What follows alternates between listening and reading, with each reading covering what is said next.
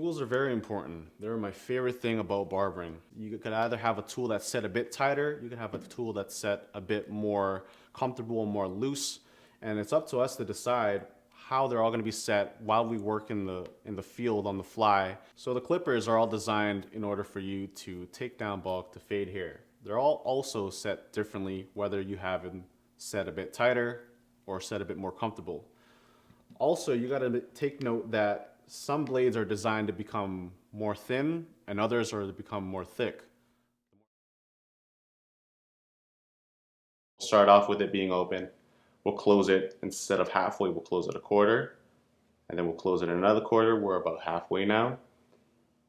We'll close it all the way. We'll make it jump a tad. That's option number 3, and the last final option is being fully closed.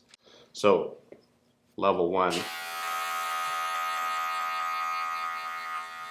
Level 2, close it a quarter. Still focusing on this little bottom reminiscence of a line here. It's slowly starting to disappear. Really just trust the process and trust that the fact that this clipper is going to be clipping each of those little micro hairs. We're about halfway now, halfway closed.